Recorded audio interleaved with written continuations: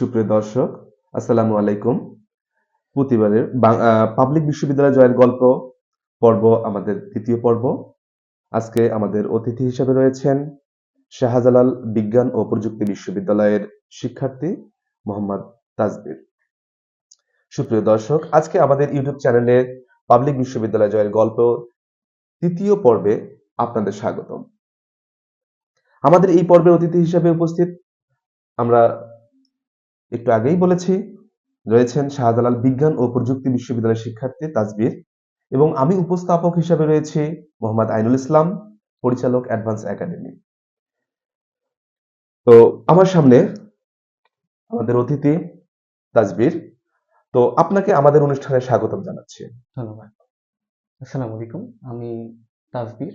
আমি বর্তমানে অধ্যয়নরত আছি শাহজালাল বিজ্ঞান ও প্রযুক্তি বিশ্ববিদ্যালয় সিলেটে ২য় বর্ষে। আমার department industrial and production engineering. আর আমি আজকে এই অনুষ্ঠানে উপস্থিত হতে পেরে বেশ আনন্দিত। ধন্যবাদ। তাজবীর, আপনি বর্তমানে শাহজালাল বিজ্ঞান ও প্রযুক্তি বিশ্ববিদ্যালয়ে রয়েছেন, যেটাকে সংক্ষেপে শাবিপ্রবি অথবা শাস্ট হিসাবেই সর্বাধিক সুপরিচিত, যেটি সমগ্র বাংলাদেশের বিজ্ঞান ও প্রযুক্তি বিশ্ববিদ্যালয়ের র্যাঙ্কিং এ প্রথম অবস্থানে রয়েছেন। শুধু তাই নয়, শাহজালাল বিজ্ঞান ও প্রযুক্তি বিশ্ববিদ্যালয়কে দক্ষিণ এশিয়ার প্রথম বিজ্ঞান ও প্রযুক্তি বিশ্ববিদ্যালয় বলা হয়। জি, আমরা জানি পাবলিক বিশ্ববিদ্যালয়ে চান্স পাওয়া আসলে যতটা সহজ ঠিক ততটাই কঠিন, যদি না শিক্ষার্থীদের প্রস্তুতি হয় গোছানো। নিশ্চয়ই আপনি অনেক পরিশ্রম, ত্যাগ এবং আপনার যে মেধার মাধ্যমে এখানে চান্স পেয়েছেন। আমাদের দর্শকদের অনুপ্রাণিত করার জন্য আপনার ভর্তি পরীক্ষার প্রস্তুতি, অভিজ্ঞতা ও শাহজালাল বিজ্ঞান ও প্রযুক্তি বিশ্ববিদ্যালয়ের জীবন সম্পর্কে আমরা শুনবো আজকে। তো প্রথমে আমরা জানতে চাই আমাদের অতিথির কাছে যে আসলে আপনার শিক্ষা জীবনের আপনার যে শিক্ষা জীবন যেটা আপনি শুরু করেছিলেন, আপনার শিক্ষা জীবনের সূচনাটা কিরকম ছিল? আপনি কিভাবে আপনার শিক্ষা জীবনটাকে শুরু করে আজকে হাঁটি পা পা করে আপনি আজকে এত দূর পর্যন্ত এসেছেন এবং আপনার আসলে একটা এই প্রত্যেকটা অধ্যাবসায়ের যে একটা রুটিন একটা ব্যবস্থা থাকে। তো আসলে এই অধ্যাবসায়ের জন্য আপনার রুটিনটা কিরকম ছিল? যদি আপনি একটু শেয়ার করতেন। জি ধন্যবাদ। আমি আমার প্রাথমিক শিক্ষা লালমনিরহাট জেলায় সম্পন্ন করি। আমার যে মাধ্যমিক শিক্ষা আমি সেটি পঞ্চগড়ে সম্পন্ন করি। আর আমার উচ্চ মাধ্যমিক শিক্ষা এটি আমি ঢাকায় সম্পন্ন করি, হামদর্দ পাবলিক কলেজে। তো আমার পড়ার রুটিন হিসেবে জিজ্ঞেস করলেন। তো যেহেতু এটা মূলত অ্যাডমিশনের স্টুডেন্টদের জন্যই আ আপনার একটা উদ্যোগ। তো আমি অ্যাডমিশনের স্টুডেন্টদের জন্য বলব যে, অ্যাডমিশনের স্টুডেন্টদের জন্য তাদের প্রধান লক্ষ্য কি? তাদের প্রধান লক্ষ্য হলো আ একটা ভালো বিশ্ববিদ্যালয়ে তার আসন নিশ্চিত করা। তো এ সাপেক্ষে আমি বলব যে, তার সর্বোচ্চ পরিশ্রমটা তাকে দেওয়া উচিত। রুটিন বলতে আমাদের প্রাত্যহিক জীবনে যে কাজকর্মগুলো আছে, খাওয়া-দাওয়া, গোসল বা অন্যান্য আনুষঙ্গিক কাজ। এই কাজগুলো ব্যতীত বাকি যে সময়গুলো থাকে, এই সময়গুলোকে পড়ার আওতায় নিয়ে আসা। আমি মনে করি এটা সবথেকে বেস্ট রুটিন। কারণ দিন শেষে সফল হতে গেলে, দিন শেষে জীবনে কিছু করতে গেলে অবশ্যই পরিশ্রমী হতে হবে। পরিশ্রমের কোনো বিকল্প নেই। তো রুটিন হিসেবে আমি যেটা ফলো করতাম, আমি পড়াশোনাটাকেই সবার আগে প্রাধান্য দিতাম। এবং আমি আমার আনুষঙ্গিক কাজগুলো ব্যতীত বাকি যে সময়গুলো ছিল, এগুলো আমি পড়ার রুটিনের আওতাভুক্ত করেছি। আচ্ছা, এখানে আপনি বললেন হ্যাঁ, অবশ্যই পরিশ্রম এবং আমি আপনার কাছে ১ম এই শুরুতেই এটা একটু জানতে চাচ্ছি। সেটা হচ্ছে যে প্রত্যেকটা মানুষকে একটা স্বপ্ন নিয়েই বেড়ে উঠতে হয়। তো আপনি যদি একটু আপনার আ আরো অতীতের কিছু আপনার হচ্ছে যে কিছু আপনার পড়ালেখার যেমন হচ্ছে যে আপনার একাডেমিক যে পড়ালেখাগুলো ছিল। তো আসলে এই পড়ালেখার একাডেমিক রুটিনটা আপনি কিভাবে ধারাবাহিকতাটা মেইনটেইন করতেন? আহ আমি শুরু থেকেই বিজ্ঞানের ছাত্র। তো বিজ্ঞানের বিভিন্ন বিষয় আমার খুবই ভাল লাগে। বিশেষ করে আমার গণিত এবং পদার্থবিজ্ঞান এই ২ টি বিষয় আমার খুবই প্রিয় ছিল। তো আমি আমার পড়ার রুটিনে এই ২ টি সাবজেক্টকে অনেক বেশি প্রাধান্য দিয়েছিলাম সেই আমার মাধ্যমিক জীবন থেকেই। তো আমার পড়ার রুটিনে আ আমি আ গণিত এবং পদার্থবিজ্ঞানের বিভিন্ন গুরুত্বপূর্ণ সমস্যা, একটু জটিল সমস্যা, এই ব্যাপারগুলোকে আমি বেশি অন্তর্ভুক্ত করেছিলাম। আমি বাজার থেকে বিভিন্ন বইপত্র কিনে আনতাম, বিভিন্ন প্রকাশনী এবং আমি বাসায় বসে আমার পড়ার টেবিলে বসতাম, একটু আনকমফোর্টেবল ফিল হতো। তো আমি আমার বিছানায় বসেই ক্যালকুলেটর পাশে থাকতো, খাতা পাশে থাকতো। তো আমি বিছানায় বসেই আমি সুন্দর করে ওই বইয়ের প্রবলেমগুলো সলভ করা আ শুরু করতাম। শুরু মানে আমি সলভ করতাম আর কি। তো এভাবেই আমার মানে প্রধান ফোকাস আমার এই ইঞ্জিনিয়ারিং সাবজেক্টের যে বেস যে ম্যাথ আর ফিজিক্স এর মধ্যেই ছিল, এবং আমি বাকি সাবজেক্টগুলো পড়তাম, তবে খুব বেশি ইন্টারেস্ট ছিল না ওগুলোতে। আমার ভালো করার জন্য যতটুকু দরকার ছিল আমি সেই সময়টুকু দিয়েছি।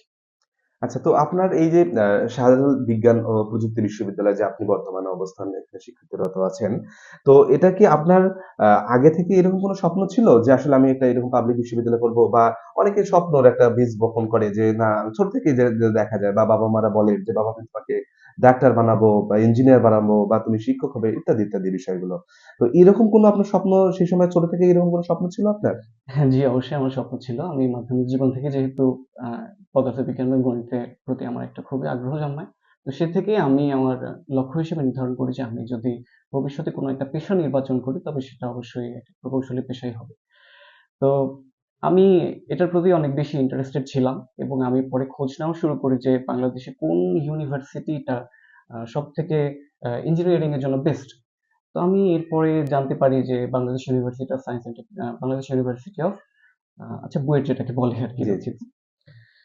তো বুয়েটের কথা আমি জানতে পারি। তো বুয়েট বাংলাদেশে ১ নম্বর প্রকৌশলী বিশ্ববিদ্যালয়। তো সেখানে আমার পড়ার ইচ্ছা জাগে।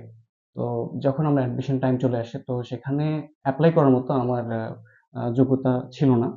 আমার ২ মার্কস শর্ট ছিল। তো সেক্ষেত্রে আমি এপ্লাই করতে পারিনি। এটা আমার জীবনের অনেক বড় একটা কষ্টের একটা মুহূর্ত ছিল যে আমি যে বিশ্ববিদ্যালয়টার স্বপ্ন দেখে এসেছি, আ সে বিশ্ববিদ্যালয়ে আমি এপ্লাই করতে পারিনি। তাজবীর।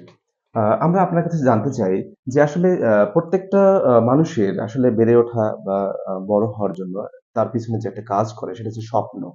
তো আপনি যদি একটু শেয়ার করতেন আসলে আপনার আ আ মানে হচ্ছে যে স্বপ্ন যেমন হচ্ছে ছোটবেলা থেকেই অনেকে বাবা-মাও তার একটা সন্তানকে নিয়ে স্বপ্ন দেখে যে আসলে আমার ছেলেটাকে আমি আসলে কিভাবে তৈরি করব, আমার ছেলে কি হবে না হবে। এবং আমি যখন বা প্রত্যেকটা মানুষেরই যখন সে তার বুঝটা চলে আসে তখন থেকে সেও তার একটা স্বপ্ন নিয়েই বেড়ে ওঠে।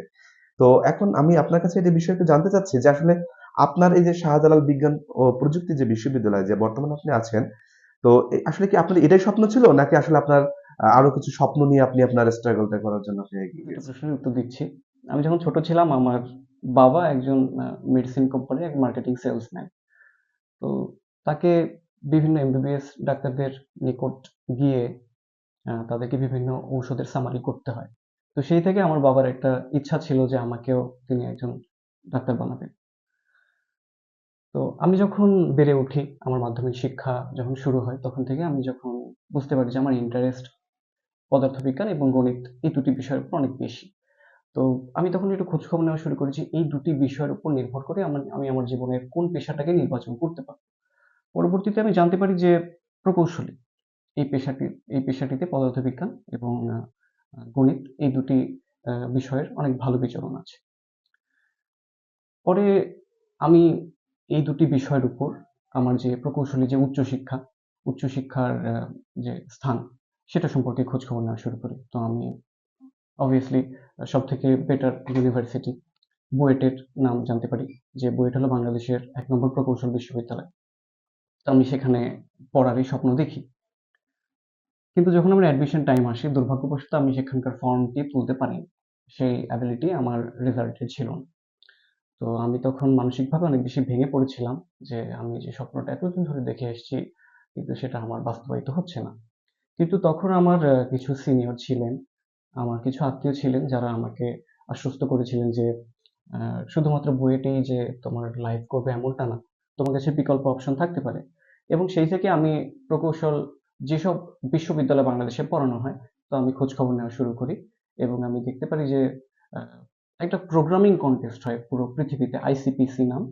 তো এই প্রোগ্রামিং কনটেস্টে দেখা যায় যে বুয়েটের স্টুডেন্টরা সবথেকে ভালো করে। এটা মূলত আমি বলতেছি যে প্রকৌশলী বিশ্ববিদ্যালয়গুলোতে সিএসই ডিপার্টমেন্টের প্রোগ্রামিং কনটেস্ট এই বিষয়ে। তো বুয়েট এখানে ফার্স্ট হয়, এবং পাশাপাশি যে ২য় সিরিয়ালে সাস্টের আ স্টুডেন্টরা থাকে, তাদের যে টিমগুলো থাকে এরা এখানে অবস্থান করে। তো প্রকৌশল বিদ্যার দিক দিয়ে আমি দেখেছি যে আ বুয়েটের পরপরই সাস্টের খুব শক্তপোক্ত একটা অবস্থান রয়েছে। বাকি ইউনিভার্সিটিগুলোরও অর্জন অনেক ভালো। তবে সাস্ট এই দিক দিয়ে সিএসই ডিপার্টমেন্ট অনেক বেশি ভালো এবং শক্তিশালী ছিল, এবং বর্তমানেও আছে। তো সেই থেকে আমার ইচ্ছা ছিল যে আমি শাহজালাল যে আমার যে বর্তমান ইউনিভার্সিটি আছে, আমি এই ইউনিভার্সিটি সিএসসি ডিপার্টমেন্টে পড়াশোনা করার জন্য আমি আমার একটা লক্ষ্য নির্ধারণ করি এবং আমি সেই হিসেবে আমার প্রস্তুতি শুরু করি। তো আমি পরীক্ষা দিয়ে আমার নম্বরটা অত বেশি ইনাফ ছিল না। যার কারণে আমি সিএসই ডিপার্টমেন্টটি পাইনি। তবে আমি পরবর্তীতে আমি আরো জানতে পারি পরীক্ষা হওয়ার পরে আমি আরেকটু খোঁজখবর নেই। আমি আমার মার্কস নিয়ে যথেষ্ট স্যাটিসফাইড ছিলাম না। একটু টেনসড ছিলাম যে আমার সিএসই আসবে কি আসবে না। তো পরবর্তীতে আমি জানতে পারি যে সাস্টের ৩ টি ডিপার্টমেন্ট ইঞ্জিনিয়ারিং এর জন্য বেশ সমৃদ্ধ একটা ডিপার্টমেন্ট। তো ১ নম্বরে সিএসই, ২ নম্বরে আমি যেটা দেখছি যে CEP department chemical engineering and polymer science, আর ৩ নম্বরে IP department industrial and production engineering. আসলে বাংলাদেশে এই যে ইন্ডাস্ট্রিয়াল অ্যান্ড প্রোডাকশন ইঞ্জিনিয়ারিং এটি সর্বপ্রথম শাহজালাল বিজ্ঞান ও প্রযুক্তি বিশ্ববিদ্যালয়ে আসে এবং এটা বুয়েটেরও আগে আসে। তো এখানকার অ্যালামনাই যথেষ্ট স্ট্রং হবে। এসব বিষয়ে বিবেচনা করেই আমি এই ডিপার্টমেন্টটাতে আমার মার্কস যতটুকু স্যাটিসফাই করতে পেরেছে আমি এই ডিপার্টমেন্ট পর্যন্ত এসেছি এবং আমি এখানেই ভর্তি হয়েছি। তো আমার সংক্ষিপ্ত কথাবার্তা এতটুকুই আচ্ছা, ছিল। আচ্ছা, আচ্ছা। ধন্যবাদ তোমাকে। তো আসলে এই আপনার এই ভর্তি পরীক্ষার জন্য আপনি কিভাবে প্রস্তুতি ভর্তি নিয়েছিলেন? পরীক্ষার জন্য আমি আমি আমার যে আনুষঙ্গিক কাজগুলো ছিল, সেই আনুষঙ্গিক কাজগুলো বাদ দিয়ে আমি আমার যে লক্ষ্য ছিল সেই লক্ষ্যের জন্য আমি আমার যথার্থ পরিশ্রম আমি করেছি। আ আমি কোনো সময় নষ্ট করিনি। এটা আমি বলতে পারি আলহামদুলিল্লাহ। আর আমি যেখানে ভর্তি প্রস্তুতি নিয়েছিলাম সেখানে আমি একটা বাড়িতে একা ছিলাম। সেখানে আমি নিজের জন্য পার্সোনাল কিছু টাইম পেয়েছি। খুব ভালো মুহূর্ত পেয়েছি। আর সেখানে আমি নিজে রান্নাবান্না করে খাইতাম। আর পড়াশোনা সবকিছু আমি নিজে গুছিয়ে এনেছিলাম। তো আমি আমার জায়গা থেকে সন্তুষ্ট। আমি আমার সেরা পরিশ্রমটা দিতে পেরেছি আলহামদুলিল্লাহ। আচ্ছা। তো আসলে আপনার এই আ পরিবার আবারও একটি পরিবারের কথায় আসতে হয়। সেটি হচ্ছে যে আপনি একটু আগে বললেন যে আপনি আসলে একাই একটা রুমে বা একটা বাড়ির মধ্যে আপনি অবস্থান করে আপনি আপনার মতো করে এই জায়গাটা নিয়েছিলেন। তো আসলে আপনার এই আ আজকে যে পর্যায়ে আপনি আসছেন, তো এদিক থেকে এই পর্যায়ে আসার জন্য আসলে আপনার পরিবার আপনাকে কতটুকু একটা সাপোর্ট দিয়েছিলেন বা তারা হ্যাঁ, আপনার পরিবারের পিছনে ছিলেন? সাপোর্ট পুরোপুরি ছিল। আমার বাবা একজন আমি একটু আগে আমার বাবার পরিচয় দিয়েছি। হুম, তো বাবা বাইরে চাকরিরত ছিলেন ওই অবস্থায়। তো আমি রংপুরের বাইরে যাইতে চাচ্ছিলাম না। এটা আমার ব্যক্তিগত ডিসিশন ছিল। তো আমি রংপুরে থেকেই আমি নিজে আমার প্রস্তুতিটা গুছিয়ে নিয়েছিলাম এবং আমার পরিবার থেকে আমার প্রতি যথেষ্ট সাপোর্ট ছিল। আমার বাবা আমাকে খুব আ যত্নের সহিত আমার অ্যাডমিশন টাইমটা দেখাশোনা তাজবীর, করেছিল। আপনার মতে ভর্তি পরীক্ষার জন্য সবচেয়ে গুরুত্বপূর্ণ বিষয়টা কি? ভর্তি পরীক্ষার জন্য সবচেয়ে গুরুত্বপূর্ণ বিষয় আমি যদি বলি সেটা সচেতনতা। আমি ভবিষ্যতে কোন পেশায় যাইতে চাই, তো সেই বিষয়ে আমাকে সচেতন হইতে হবে। জীবনে বেঁচে থাকার জন্য অবশ্যই কোনো একটা পেশার মাধ্যমে নিজেকে এগিয়ে নিয়ে যেতে হবে। তো আমার বর্তমানে আমি যে পজিশনে আছি, আমার সেই পজিশন থেকে আমার ডেভেলপমেন্টের প্রয়োজন। এবং সেই ডেভেলপমেন্টটা আ সবথেকে ভালোভাবে দিতে পারে আমার উচ্চশিক্ষা। উচ্চশিক্ষার জন্য আমাকে ইউনিভার্সিটিতে যেতে হবে। তো ইউনিভার্সিটিতে যাওয়ার জন্য আমাকে সেই পরিমাণে পরিশ্রমটা করতে হবে। তো পরিশ্রমটা করার আমি অনুপ্রেরণা কিভাবে পাবো? এর জন্য আমাকে সচেতন হতে হবে। আমার জীবন, আমার ক্যারিয়ার, আমার সবকিছুর উপর আমাকে সচেতন হতে হবে। আমি যদি আমার আগামী জীবনটা আ সুখে শান্তিতে কাটাতে চাই তাহলে আমার বর্তমানে আমার বর্তমানে যে বেসিক নিড গুলো আছে, ভবিষ্যতে সে বেসিক নিড গুলো আমাকে ফুলফিল করার জন্য আমাকে পরিশ্রম করে যেতে হবে। এবং আমি আমার পরিশ্রমের সবথেকে ভালো মূল্যায়ন পাবো যদি আমি একটা ভালো পেশায় নিয়োজিত হতে পারি এবং একটা ভালো পেশায় নিয়োজিত হওয়ার জন্য সবথেকে ভালো অপশন আমাকে একটা ইউনিভার্সিটি দিতে পারে। তো এই ব্যাপারগুলো আমাকে অনুধাবন করতে হবে এবং আমাকে সচেতন হতে হবে আমার জীবন সম্পর্কে, আমার ক্যারিয়ার সম্পর্কে। না, এখানে আমার আরেকটা বিষয় জানা সেটা হচ্ছে যে আ আমার যে শিক্ষার্থী যারা আছে বা সামনে যারা আ আপনার মতো একটা কোনো ভালো ভার্সিটিতে চান্স পাওয়ার জন্য বা মেডিকেলে চান্স পাওয়ার জন্য আসলে তারা কিভাবে প্রস্তুতিটা নিবে বা তাদের কিভাবে প্রস্তুতিটা নেয়া দরকার মানে বলে আপনি মনে করেন? জি। শুরুতে আমি মেডিকেল স্টুডেন্টদের জন্য আমি কিছু বলতে চাই। কারণ আমি মেডিকেলে পরীক্ষা দিয়েছিলাম। তো মেডিকেল স্টুডেন্টদের জন্য আ তাদের পরিশ্রমটা অনেক বেশি প্রয়োজন। কারণ মেডিকেলের জন্য ক্যান্ডিডেট অনেক বেশি থাকে এবং সেখানে সিট মাত্র ৪,৪০০ বা ৪,০০০ থেকে ৪,৫০০ এর ভিতরে, এই রেঞ্জের ভিতরে থাকে। তো সেখানে একটি সিট নিশ্চিত করা খুব বেশি টাফ। তো তাদেরকে যেটা করতে হবে যে আ তাদেরকে আগে বুঝতে হবে যে কোয়েশ্চেন প্যাটার্ন কোনটা। কারণ ইন্টারমিডিয়েটের যে সিলেবাসটা, বিশেষ করে মেডিকেলের জন্য যে সিলেবাসটা, এটা অনেক বিশাল একটা সিলেবাস। তো এই সিলেবাসটা কভার করতে গেলে আসলে 2 বছরের টাইমটা ইনাফ বলে আমি মনে করি না। তো এইজন্য স্টুডেন্টদের উচিত টেকনিক অনুসরণ করে পড়া এবং খুবই গোছালো একটা প্রিপারেশন নিয়ে আসা। এটা কিভাবে করা যায়?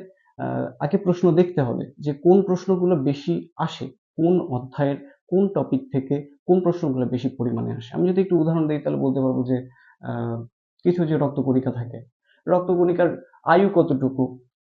রক্তকণিকাগুলো যেমন হিমোগ্লোবিনের কথাই যদি বলি, হিমোগ্লোবিনটা অক্সিজেনের সাথে কিভাবে যুক্ত হয়? কিভাবে কার্বন ডাই অক্সাইডের সাথে কিভাবে যুক্ত হয়? এই ব্যাপারগুলো ইম্পোর্টেন্ট। কিন্তু একটা হিমোগ্লোবিনের ব্যাস কত? তার উচ্চতা কত? এই কোয়েশ্চেন গুলো কিন্তু ভর্তি পরীক্ষায় আসে না। তো আমাদেরকে আগে বাছাই করতে হবে যে কোন পড়াটা আমার মেডিকেল ভর্তি পরীক্ষার জন্য জরুরি, কোনটা জরুরি না। এগুলো আমাকে বাছাই করার জন্য প্রশ্ন ব্যাংক ঘাঁটতে হবে। প্রশ্ন ব্যাংক ঘাঁটে আমি মোটামুটি একটা ধারণা পাবো যে আমার কোন টপিক গুলোতে বেশি জোর দেওয়া উচিত, বেশি ফোকাস করা উচিত। তো সেই টপিকগুলো আমাকে নির্ধারণ করে সে অনুযায়ী আমাকে একটা গোছালো উপায়ে এগিয়ে যেতে হবে।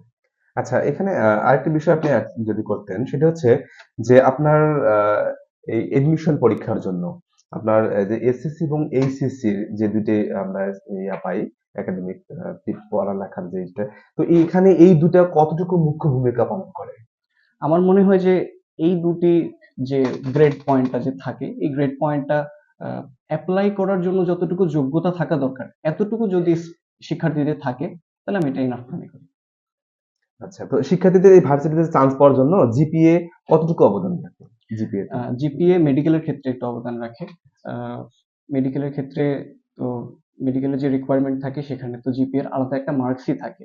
তো সেই মার্কসটা পেতে গেলে অবশ্যই জিপিএ ভালো করতে হবে। যারা 5, 5, 10 থাকে তাদের জন্য এই ব্যাপারটা একটু সহজ হয় মেডিকেল স্টুডেন্টদের ক্ষেত্রে। কিন্তু ইঞ্জিনিয়ারিং স্টুডেন্টদের ক্ষেত্রে এই ব্যাপারটা হ্যাঁ তাদের ক্ষেত্রেও লাগে। তাদের অ্যাপ্লাই করার জন্য প্রায় 20 তে 20 লাগে। বিশেষ করে physics, chemistry, biology, English, math এগুলোতে 20 তে 20 লাগে। তো জিপিএ এট লিস্ট এই যে সাবজেক্ট গুলো আছে, ইঞ্জিনিয়ারিং এর যে কোর সাবজেক্ট গুলা আর বায়োলজির যে কোর সাবজেক্ট, এগুলোতে অবশ্যই রেজাল্ট ভালো করতেই হবে, মাস্ট বি। একটা ভালো পর্যায়ে নিজেকে প্রতিষ্ঠিত করতে গেলে। তো আপনার এই পাবলিক বিশ্ববিদ্যালয়ের জন্য আসলে আমার কিরকম জিপিএ দরকার? পাবলিক ইউনিভার্সিটির জি। জন্য আপনি যদি বলেন বুয়েটে ভর্তি পরীক্ষার জন্য, তো ওখানে রিকোয়ারমেন্ট দেওয়াই থাকে যে ফিজিক্স, কেমিস্ট্রি, ম্যাথ। আগে ইংলিশেও দেওয়া ছিল, এখন সম্ভবত ইংলিশে দেওয়া নেই। আমি যে সময় পরীক্ষা দিয়েছিলাম তখন ইংলিশের রিকোয়ারমেন্ট ছিল না। তো তিনটাতেই তারা 5 চেয়েছে এবং তারা মার্কসও চেয়েছে, ইন্ডিভিজুয়াল সাবজেক্টের জন্য মার্কসও চেয়েছে। তো সেই দিক দিয়ে বুয়েটে পরীক্ষা দেওয়ার জন্য অবশ্যই জিপিএ লাগবে। তারপরে তিনটা যে বর্তমানে প্রকৌশল বিশ্ববিদ্যালয় গুচ্ছের মাধ্যমে যে পরীক্ষাটা নিচ্ছে, সিকের যেটা, ওই জায়গাতেও জিপিএ এর অনেক বড় একটা ভূমিকা আছে। ফিজিক্স, কেমিস্ট্রি, তারপরে ম্যাথ এবং আহ, ইংলিশ, এই চারটা সাবজেক্টে ওরা 20 তে 20 চাচ্ছে। এখন যদি 20 তে 20 থাকে তাহলে একটা স্টুডেন্ট সেখানে অ্যাপ্লাই করতে পারতেছে না, অ্যাপ্লাই করতে পারতেছে না। তাহলে মূলত যে চারটে ইঞ্জিনিয়ারিং যে ইউনিভার্সিটি আছে বড় বড় স্বনামধন্য, সেই ইউনিভার্সিটি গুলাতেই অ্যাপ্লাই করার জন্য এত হাই সিজি লাগতে, হাই একটা গ্রেড পয়েন্ট লাগতেছে। তো সেখানে জিপিএ এর একটা বড় অবদান আছে। আর মেডিকেলের জন্য আমি যদি বলি, মেডিকেলের জন্য মেডিকেলের জিপিএ এর উপর একটা মার্কস নির্ধারণ করা থাকে। আমি যে সময় পরীক্ষা দিয়েছিলাম, তো জিপিএ খুবই গুরুত্বপূর্ণ একটা ফ্যাক্টর এবং জিপিএটা থাকলে ভালো হয়। আচ্ছা। তো আপনি এই এডমিশনের জন্য কোনো কোচিং ক্লাস করেছিলেন বা ভর্তি হয়েছিলেন? জি, আমি একটা কোচিং এ ক্লাস করেছিলাম। আচ্ছা, কোন কোচিং এ ছিলেন আপনি? আমি উদ্ভাসে ভর্তি হয়েছি। আচ্ছা। তো ভর্তি পরীক্ষা যখন আপনি দিতে যান, ঠিক সেই মুহূর্ত এবং প্রশ্ন যখন আপনার হাতে পাওয়ার যে একটা মুহূর্ত আসলে সিচুয়েশনটা কাজ করে। তো সেই সময়ের মুহূর্তটা আসলে আপনার কেমন ছিল? আমি উদ্ভাসে ভর্তি কোচিং করেছিলাম। তো আমি যখন ১ম এ ঢাকা বিশ্ববিদ্যালয়ের পরীক্ষা আমি দিয়েছিলাম, ওখানে যখন আমি প্রশ্নটা হাতে পাই, তো আমার শুরুতে আমি আমার যে রেজিস্ট্রেশন নাম্বারে যে আমার যে ফর্মটা আমি ঠিক মনোযোগ দিয়ে ফিল আপ করি। তারপরে প্রশ্নের দিকে তাকাই। তো প্রশ্নের দিকে তাকায় মোটামুটি শুরুর দিকে ঢাকা বিশ্ববিদ্যালয় একটু ট্রিক্স করে যে শুরুর দিকে একটু বড় লাইনের কোশ্চেন আমাকে দিয়েছিল। যে কোশ্চেন গুলা একটু বড়, পড়লে একটু বড়। তো আমি ওই জায়গায় একটু বেশি নার্ভাস হয়ে গেছিলাম যে একটু বড় কোশ্চেন তো, আমি ওই শুরুর কয়েকটা কোশ্চেন আমি স্কিপ করে মাঝখান থেকে অ্যান্সার করা শুরু করেছিলাম। তো ঢাকা বিশ্ববিদ্যালয়ে একটা ট্রিক্স করেছিল আমার সাথে, এটা আমার মনে থাকবে। ওভারঅল কোশ্চেনটা আমার কাছে এভারেজ লাগছে। আমি পরীক্ষাটা দিতে পেরেছি এবং পরীক্ষাটা আহ, যখন আমি কোশ্চেনটা পাই তখন নার্ভাস হয়ে গেছিলাম, তবে আমি এটা অল্প সময়ের মধ্যে আমি কাটাই উঠতে পেরেছিলাম। তো ওখানে আমি ঢাকা বিশ্ববিদ্যালয়ের পরীক্ষা আমি ওখানে ওয়েটিং এ ছিলাম, ওখানে আমার হয়নি। তো এটা নিয়ে আমার কোনো আফসোস নাই। তো আমি মনে করি যে অ্যাডমিশন টাইমে স্টুডেন্টরা যে পরিমাণে পড়াশোনা করে, তারা যদি সেই পড়াশোনার 100%টা দিয়ে আসতে পারে পরীক্ষার হলে, তাহলে তাদের চান্স অবশ্যই হয়ে যাবে। আচ্ছা আচ্ছা। এটাই বলতে চাই। তো আমাদের দর্শক থেকে একটি প্রশ্ন এসেছে, সেটা হচ্ছে যে শাহজালাল বিজ্ঞান ও প্রযুক্তি বিশ্ববিদ্যালয়ের প্রশ্ন প্যাটার্নটা আসলে কেমন ছিল, আপনার কাছে আমরা একটু জানতে চাই। আচ্ছা, শাহজালাল বিজ্ঞান ও প্রযুক্তি বিশ্ববিদ্যালয়ে আমি ইন্ডিভিজুয়ালি পরীক্ষা দিইনি। শাহজালাল বিজ্ঞান ও প্রযুক্তি বিশ্ববিদ্যালয়ে বর্তমানে গুচ্ছের অন্তর্ভুক্ত আছে। তো আমি গুচ্ছের অন্তর্ভুক্ত পরীক্ষাটি আমি দিয়েছিলাম। তো যখন শাহজালাল বিজ্ঞান ও প্রযুক্তি বিশ্ববিদ্যালয়ে আলাদা ধাঁচে মানে ইন্ডিভিজুয়ালি পরীক্ষা নিচ্ছিল, ওই মুহূর্তে আহ, সারা বাংলাদেশের স্টুডেন্টদের মধ্যে একটা আতঙ্ক কাজ করতো ফার্স্টে, যে ম্যাথ কোশ্চেন, এই ম্যাথ কোশ্চেন নিয়ে অনেক আতঙ্ক কাজ করতো। ম্যাথের যিনি কোশ্চেন করতেন, আমাদের স্যার এখন আমাদের একটা ম্যাথ কোর্সও নিয়েছিলেন, তিনি তিনি আমাদের সাথে ব্যাপারগুলো একটু শেয়ার করেছিলেন বলে আমি মোটামুটি একটু জানি। তো যখন গুচ্ছটা যখন প্রথম শুরু হয়, তারপর থেকে কোশ্চেনটা, যেহেতু সবগুলো ইউনিভার্সিটি সেখানে আওতাভুক্ত আছে, তো কোশ্চেনের যে মানটা এটা তুলনামূলক একটু সহজ হয়ে যায়। এই সহজ হয়ে যাওয়ার কারণে শিক্ষার্থীরা এখানে চান্স পাওয়ার যে প্রবণতা, এটা একটু আমি মনে করি যে একটু বেটার হয়। কারণ সব ক্যাটাগরি স্টুডেন্টরাই সেখানে মোটামুটি রেঞ্জের একটা অ্যান্সার করে আসতে পারে। আর খুব ভালো করার জন্য যে মার্কসটা আগে সাস্টেড থাকতো, মানে যারা টপ করতো তাদের মার্কস দেখা যেত 30%, 40% মার্কস পেয়ে তারা টপ ফার্স্ট হয়ে যেত। কিন্তু বর্তমানে এই মার্কসের পার্সেন্টেজটা অনেক বাড়ে গেছে। এখন 90%-এর বেশি মার্কসও স্টুডেন্টরা পাচ্ছে। তো এই দিক দিয়ে শাহজালাল বিজ্ঞান ও প্রযুক্তি বিশ্ববিদ্যালয় যেহেতু নিজের আওতায় বর্তমানে এই পরীক্ষাটা নাই, মানে তারা নিজস্ব ডিসিশন ঠিকভাবে নিতে পারতেছে না, বা তাদের কোশ্চেন প্যাটার্নটা একটু চেঞ্জ করতে হচ্ছে, সেক্ষেত্রে মনে করি যে স্টুডেন্টরা একটু উপকৃত হতে পারে। আচ্ছা। তো আসলে আরেকটু বিষয় যদি আপনি শেয়ার করতেন, সেটা হচ্ছে যে আহ, আমরা দেখি প্রত্যেকটা পরীক্ষার ক্ষেত্রে প্রত্যেকটা শিক্ষার্থীর একটা সিচুয়েশন তৈরি হয় আর কি।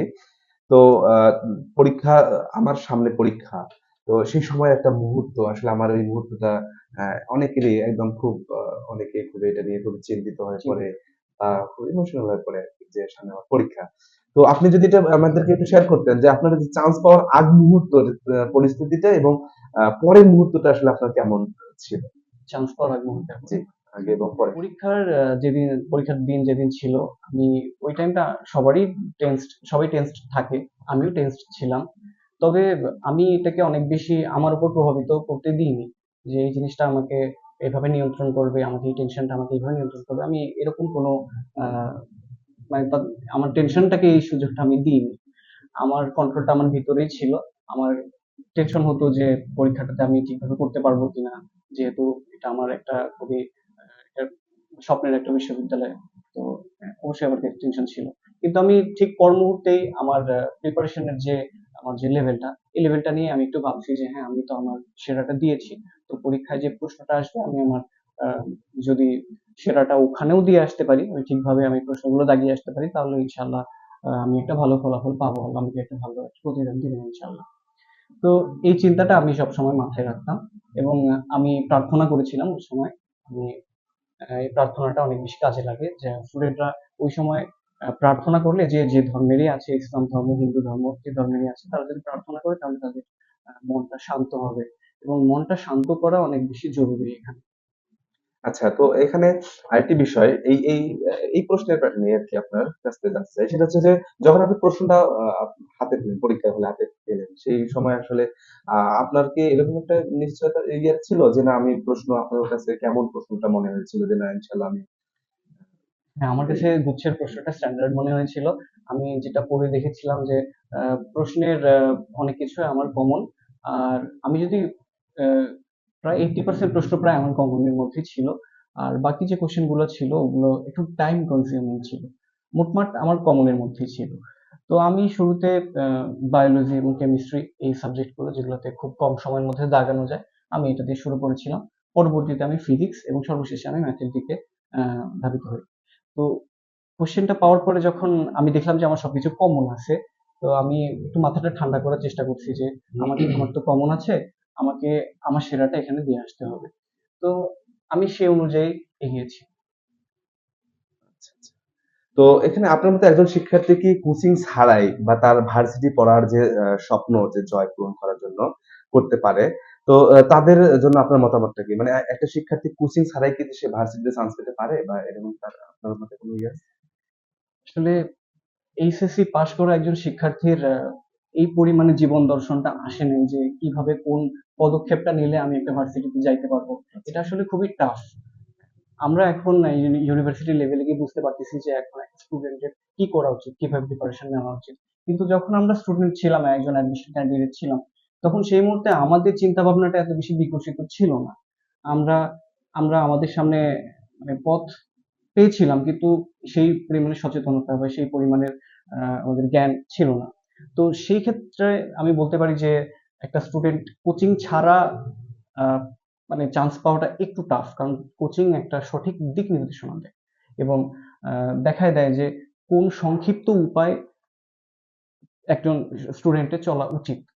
কারণ অ্যাডমিশনের উদ্দেশ্য হলো পুরো যে সিলেবাসটা আছে পুরো সিলেবাসটা কভার করা না। অ্যাডমিশনের উদ্দেশ্য হলো চান্স পাওয়া। চান্স পাওয়ার জন্য যতটুকু পড়া দরকার একটা কোচিং, একটা ভালো একটা কোচিং অবশ্যই ঠিক ততটুকুই বলে দেবে একটা স্টুডেন্টকে যে তার কতটুকু পরিশ্রম এবং কোন জায়গায় পরিশ্রম করা উচিত। তো এই দিক দিয়ে আমি মনে করি যে একটা কোচিং এর গুরুত্ব সব থেকে বেশি, বিশেষ করে মেডিকেল স্টুডেন্টদের জন্য, যেহেতু হিউজ সিলেবাস। যেসব পরীক্ষাতে হিউজ সিলেবাস থাকে সেসব পরীক্ষার কম্পিটিটিভ পরীক্ষাগুলোর জন্য আমি মনে করি যে কোচিং এর খুব বড় একটা ভূমিকা আছে। আচ্ছা। তো আপনি আমাদের দর্শকের উদ্দেশ্যে এবং আমাদের শিক্ষার্থীর উদ্দেশ্যে ভর্তি পরীক্ষার প্রস্তুতি নেওয়া শিক্ষার্থীদের জন্য আপনার পরামর্শটা কি? একটু যদি শেয়ার আমার পরামর্শ, ভর্তি পরীক্ষায় আহ, যখন একটা স্টুডেন্ট ভর্তি পরীক্ষা প্রিপারেশন নেওয়া শুরু করে, তার আসলে চিন্তা করা উচিত যে সে কোন জায়গাটাকে নিজেকে অধিষ্ঠিত করতে চাচ্ছে, কোন সেক্টরটাতে যাইতে যাচ্ছে। অ্যাডমিশন টাইমে আমি অনেক আমার ফ্রেন্ডকে দেখেছি যারা তাদের মানে সেক্টর চেঞ্জ করতেছে। যেমন শুরুতে ইঞ্জিনিয়ারিং কোচিং এর জন্য ভর্তি হয়েছিল, পরে দেখতেছে যে ইঞ্জিনিয়ারিংটা অনেক বেশি হার্ড, তো সে মেডিকেলের দিকে ধাবিত হয়েছে।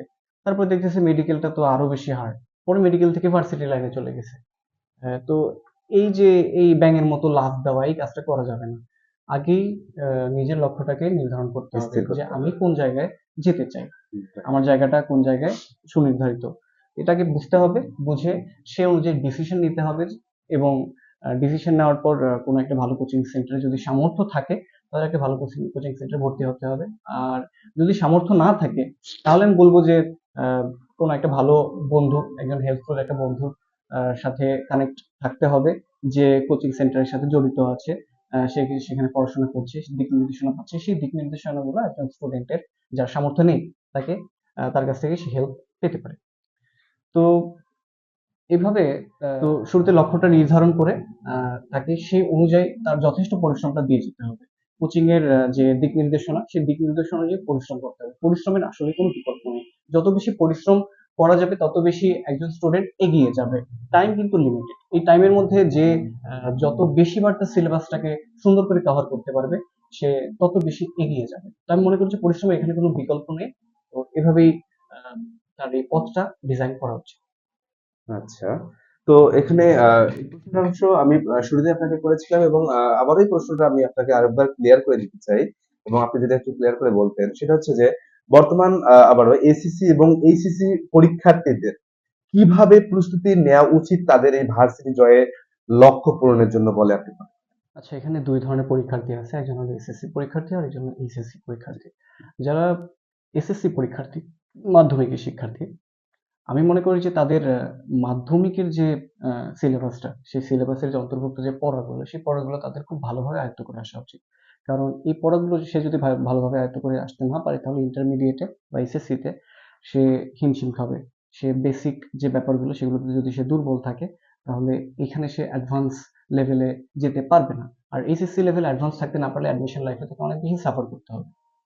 তো এসএসসি লেভেলে থাকা অবস্থায় আমি মনে করি যে আহ, লক্ষ্য নির্ধারণ করাটাই একটা প্রাথমিক কাজ। তবে অ্যাডমিশনের জন্য যে তখন থেকে অ্যাডমিশনের কোশ্চেন গুলো নিয়ে ঘাটাঘাটি করতে হবে বা অ্যাডমিশনের পড়াশোনা তখন থেকে করতে হবে এমন কোনো কথা নেই। তো এসএসসি লেভেলে তার বেসটাকে স্ট্রং করা উচিত, যেভাবেই হোক, যত ভালো টিচারের কাছে গিয়েই হোক, তার বেসটাকে স্ট্রং করা উচিত এবং তার পাঠ্য পুস্তকের অনুসারে যে পড়াগুলো আছে সেগুলি তার ভালোভাবে পড়া উচিত। এবং যারা ইন্টারমিডিয়েট মানে উচ্চ মাধ্যমিকের যে স্টুডেন্ট, তারা তারা এভাবে ডিজাইন করতে পারে তাদের রুটিনটাকে, যে তাদের টেক্সট বইটা ভালোভাবে কভার হয়েছে কিনা, তাদের টেক্সট বইয়ের অন্তর্গত সিলেবাসটা ভালোভাবে কভার হয়েছে কিনা। যদি এটা ভালোভাবে কভার হয়ে থাকে, তাহলে তারা অ্যাডমিশনের কোশ্চেনগুলো সে সলভ করতে পারে, অ্যাডমিশনের জন্য আলাদাভাবে প্রিপারেশন নিতে পারে, বা কোচিং সেন্টারে সে চাইলে ভর্তি হতে পারে। এটা একজন স্টুডেন্টের ধারণ ক্ষমতার উপর নির্ভর করতেছে। একজন স্টুডেন্ট যদি বেশি পরিমাণে নিতে পারে, তাহলে সে বেশি পরিশ্রম করুক, কোনো সমস্যা নেই। কিন্তু একজন স্টুডেন্ট যদি তার টেক্সট বইটা কমপ্লিট না করে সে যদি দেখা যাচ্ছে দেখা যাচ্ছে যে সে যদি চলে যাচ্ছে অ্যাডমিশনের কোশ্চেন সলভ করতে, তাহলে সে হিমশিম খাবে, সে পারবে না এই কাজটা। তো প্রথম কাজ এসএসসি লেভেল স্টুডেন্টের তার নিজের যে পাঠ্যপুস্তক সেটাই ভালোভাবে কভার করা, এবং এসএসসি স্টুডেন্টেরও এইটাই প্রাথমিক কাজ, তার পাঠ্যপুস্তকের যে পড়াটা সেটা ভালোভাবে আয়ত্ত করা। পরবর্তীতে যদি সময় থাকে তাহলে অ্যাডমিশনের জন্য প্রিপারেশন। তো আসলে প্রিয় সুপ্রিয় দর্শক এবং আমার যে প্রিয় শিক্ষার্থী, তো আমরা এই তাসবিরের কাছ থেকে তার শাহজালাল বিজ্ঞান ও প্রযুক্তি বিশ্ববিদ্যালয়ের জয়ের গল্পের যে কথাগুলো আসলে আমরা এতক্ষণ থেকে শুনতে পারলাম, তো প্রত্যেকটি কথারই একটি সারমর্ম, যেটি হচ্ছে যে আসলে আমাদের প্রত্যেকের একটা স্বপ্ন থাকা উচিত, এবং এই স্বপ্নটা পূরণের জন্য আমাকে, যদি আমি আমার স্বপ্ন দেখতেছি বাট আমার এই স্বপ্ন নিয়ে যদি আমি বসে থাকি, তাহলে কিন্তু হবে না। এই স্বপ্ন পূরণের জন্য আমার প্রথমত যে বিষয়টা আগে আমাকে স্থির করতে হবে, আসলে অধ্যবসায়টা আমি আসলে কিভাবে আমার করার দরকার, এজন্য আমার মন স্থির করতে হবে, এবং আমাকে ঠান্ডা মাথায় আমাকে সুন্দর একটি অধ্যবসায়ের জন্য রুটিন তৈরি করতে হবে। তো এই রুটিন মাফিক দেখা যাচ্ছে আসলে আমাদের প্রত্যেকটা মানে শিক্ষার্থীর উচিত একটি রুটিন অনুযায়ী চলা, তাহলে তার জীবনটাও একটা গোছালো জীবনের মতন আহ, সে পার করতে পারবে। রুটিন ছাড়া আসলে যদি কোনো মানে স্টুডেন্ট বলে যে না আসলে রুটিন ছাড়া চলে ইয়েতে হবে, তো তারপরে একটু এলোমেলো হবে, তার কাছ থেকে মানে একটা ভালো জায়গা বা ভালো কিছু অর্জন করার জন্য একটু কষ্ট হবে। তো এখানে আমরা প্রতিটি কথার মধ্যে বা আমাদের প্রতিটি যে অনুপ্রেরণা প্রেরণা যে আমাদের ইয়াটা চলে আসে, সেটি হচ্ছে যে আগে আমাদের মানে স্বপ্নটা স্থির করার, লক্ষ্যটা আমাদের ঠিক করতে হবে। এরপর হচ্ছে যে আমাদের পরিশ্রমী হতে হবে। আসলে প্রত্যেকটা কাজের ক্ষেত্রেই পরিশ্রম এর কোনো বিকল্প নেই। পরিশ্রম আপনাকে করতেই হবে। পরিশ্রম ছাড়া কখনো সফলতা অর্জন করা যায় না। আসলে এজন্য আমরা বলে থাকি পরিশ্রমই হচ্ছে সফলতার চাবিকাঠি। তো আহ মোহাম্মদ তাজমীর, আজ আমাদের অনুষ্ঠানে এসে আপনার অভিজ্ঞতা শেয়ার করার জন্য আপনাকে অসংখ্য ধন্যবাদ জানাচ্ছি। আপনার কথাগুলো আমাদের দর্শকদের জন্য অবশ্যই অনুপ্রেরণাদায়ক হবে ইনশাআল্লাহ। তো আহ, আসলে আবারও আপনাকে আমরা ধন্যবাদ জ্ঞাপন করছি। আপনার কথাগুলো, আপনার যে অভিজ্ঞতাগুলো আপনি শেয়ার করেছেন, এজন্য আসলে আপনাকে অসংখ্য ধন্যবাদ। ধন্যবাদ আপনাকে। তো আজকের মতে এখানেই বিদায় নিতে হচ্ছে। পরবর্তী পর্বে আবার দেখা হবে। সেই পর্যন্ত আপনারা অপেক্ষা করুন। আর দর্শকদের উদ্দেশ্যে আমি আরেকটি কথা বলতে চাই। সেটি হচ্ছে যে আমরা যে অনুষ্ঠানটি যে পাবলিক বিশ্ববিদ্যালয় জয়ের গল্প, যে অনুষ্ঠানটি সাজিয়েছি, এটি আমরা শুধু আমাদের পাবলিক জয়ের গল্প নয়, আমরা বিভিন্ন দর্শনীয় স্থান, বিভিন্ন আমরা ঝরে পড়া এবং সফলতা অর্জনের বিষয় নিয়ে আমরা কাজ করতে চাচ্ছি এবং কাজ করবো ইনশাল্লাহ। তো আপনারা যারা আমাদের এই প্রোগ্রামগুলো দেখতেছেন, আপনাদের কাছেও আমাদের একটা বার্তা পাঠিয়ে দিচ্ছি যে যদি এরকম আপনার কোনো স্বপ্ন পূরণের ইচ্ছা, আপনার কোনো জীবন কাহিনী আপনি শেয়ার করতে চান, অবশ্যই আপনারা আমাদের লিঙ্কে এবং আমাদের এই ভিডিওগুলোতে কমেন্ট করে আপনারা জানাতে পারেন। আমরা অনলাইনে অথবা আপনার বাসা গিয়েও আমরা আপনার এই জীবন কাহিনীগুলো আহ মানে আমরা চাই যে আপনার এই জীবন কাহিনীগুলোর মধ্যে এমন কিছু কিছু বিষয় লুকিয়ে আছে, যেগুলো আরো অন্যান্য শিক্ষার্থীদের একটি অনুপ্রেরণা সৃষ্টি করবে। আসলে এটা যদি আপনি মনে করেন যে না, হ্যাঁ আমি যে আল্লাহ তাআলা আমাকে জ্ঞান দিয়েছে, যে শক্তি বৃদ্ধি দিয়েছে, যে আমি আজকে যে অর্জন করেছি, তো এই অর্জনগুলো যদি আপনি শুধু আপনার মধ্যেই রেখে দিতে চান, না, এটি আপনাকে কি করতে হবে, যে আমি যা আল্লাহ আমাকে যা জ্ঞান দিয়েছে, আমি যা জানি সেটা অপরকেও আমি এটা দিতে চাই। এর জন্য আপনি আপনার বাস্তব কিছু অভিজ্ঞতা, আপনার মানে হচ্ছে যে অভিজ্ঞতাগুলো, আপনার হচ্ছে যে বিভিন্ন জয়গুলো, আপনার ঝরে পড়া থেকে শুরু করে আপনার সফলতাগুলো আপনি শেয়ার করতে পারেন। তো তাজবীর, শেষ একটি আপনি আমাদেরকে ইয়ে দেন, সেটা হচ্ছে যে আমরা যে আপনাকে আজকে এই আমাদের এই অনুষ্ঠানে আমন্ত্রণ করেছি, তো আমাদের অ্যাডভান্স একাডেমিক পক্ষ থেকে আর কি। তো এই বিষয়ে আপনি আমাদের একটু যদি বলতেন আসলে, এই যে আপনি আজকে অনুষ্ঠানে এসেছেন এবং এদিক থেকে আসলে আপনি কতটুকু মানে এটা ইজি ফিল মনে জি। করতেছেন, যে আসলে প্রোগ্রামটা আসলে কতটুকু করা উচিত বলে আপনি মনে করেন? হ্যাঁ, জি আঙ্কেল, আপনাদের যে এই উদ্যোগটা, অ্যাডভান্স কোচিং এর যে উদ্যোগটা, এই উদ্যোগটা অনেক মহৎ একটা উদ্যোগ আমি মনে করি। কারণ আপনারা শহর থেকে অদূরে একটি কোচিং সেন্টার স্থাপন করেছেন এবং যারা মূলত আ বলা চলে যে সঠিক দিক নির্দেশনাহীন যে স্টুডেন্টরা আছে, তাদের জন্য আপনি কাজ করে যাচ্ছেন। এটা নিশ্চয়ই প্রশংসার দাবিদার এবং আপনার এই উদ্যোগটা আমি মনে করি যে আ আশেপাশের যে গ্রামীণ যে স্টুডেন্টরা আছে, যারা সুবিধাবঞ্চিত বলা চলে, তাদের জন্য অনেক বেশি আ অনুপ্রেরণাদায়ক হবে এবং তাদের জন্য অনেক বেশি সাহায্য স্বরূপ একটা ভালো ভূমিকা তারা পাবে। তো আপনার এই উদ্যোগটা আমার অনেক বেশি ভালো লেগেছে এবং আজকে এই অনুষ্ঠানে আসতে পেরে আমি অনেক বেশি আনন্দিত। আমাকে দাওয়াত দেওয়ার জন্য অনেক বেশি ধন্যবাদ। আসলে ধন্যবাদ তোমাকেও, যে তুমি আমাদের ডাকে সাড়া দিয়েছো। হুম। তো প্রিয় দর্শক, আমরা আজকে এই পর্যন্তই, আজকে আমাদের মানে আজকের যে পর্বটি শেষ করতে যাচ্ছি। আগামী পর্বে দেখার জন্য আপনাদেরকে স্বাগতম জানাচ্ছি।